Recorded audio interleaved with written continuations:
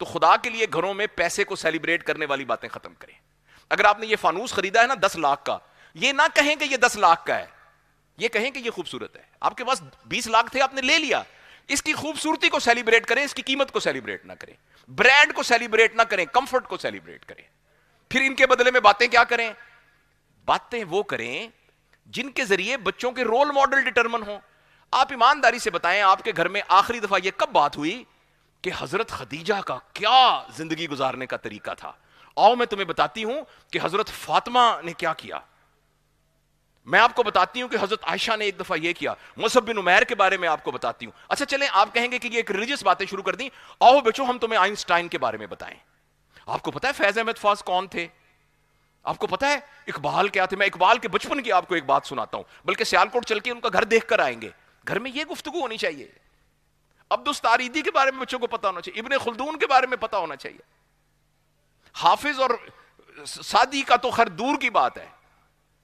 گھر کے اندر کتابوں کا ذکر کرنا بہت ضروری. میں اپنی بیٹیوں سے, بہنوں سے, بھائیوں سے اور مردوں سے گزارش کرتا ہوں, پلیز گھر کے اندر اپنے تذکروں کو چینج کریں, اپنے بڑے لوگوں کا تذکرہ کریں. اگر گھر کے اندر ایک لڑکی کا رول ماڈل سارا دن, میں یہ ڈرامے میں کام کرنے والوں کو نہیں وہ کہہ رہا, ان کا ایک پروفیشن ہے, ماشاءاللہ آئی اپریشیٹ دیم, لیکن ایک ہماری بچی سارا دن اسی کو ایز اے رول ماڈل دیکھے گی, وہ بڑی ہو کر کیا بننا چاہے گی؟ وہ حضرت فاطمہ جیسی کیسے بننا چاہے گی؟ وہ کیسے بننا چاہے گی حضرت خدیجہ جیسی؟ اس کو پتہ ہی نہیں کہ حضرت خدیجہ کون تھی, حضرت صفیہ کون تھی, یا میڈم کیوری کون تھی. مطلب میں صرف باقی سب لوگوں کا, جس کو پتہ ہی نہیں ایڈیسن کون تھا, آئنسٹائن کون تھا, عبدالستار ایدی کون تھا, امجد ثاقب صاحب کون ہیں, انور مسعود صاحب کون ہیں, مرحوم امجد اسلام صاحب کون تھے, فراز کون تھا, فیض کون تھا, تو کیا پتا, احسان دانش کون تھا, عبد القدیر صاحب کون تھے.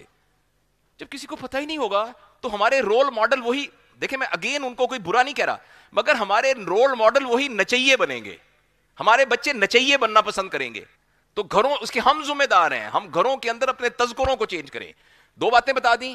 خدا کے لیے اس میڈیا کے ذریعے تربیت کرنے کی بجائے بچوں کو گود میں بٹھا کے, جیسے نانی اماں, میری نانی اماں تھی, کہندی آ تینوں بات سناواں, ایک سی جن, ایک سی بادشاہ, وہ بڑا غریب سی.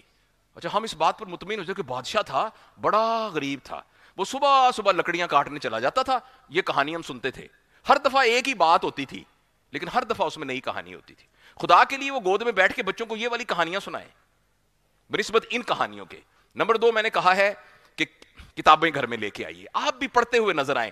آپ ایمانداری سے بتائیے گا, میں ہاتھ کھڑا کریں, آپ نے آخری دفعہ کون سی کتاب پڑھی تھی؟ مجھے یاد ہے احمد جاوید صاحب کے پاس, احمد جاوید اللہ ان کو زندگی دے, ایک دفعہ ان کی محفل میں بیٹھا تو کسی نے کہا میری طبیعت بڑی خراب ہے. تو نے کہا آپ نے کل کتاب پڑھی تھی؟ وہ کہتے جی کتاب تو پڑھی تھی. کہنے لگے پھر تو آپ کی طبیعت خراب نہیں ہے, ماشاءاللہ, پھر تو آپ ٹھیک ہے. کتاب کی یہ اہمیت ہے. اور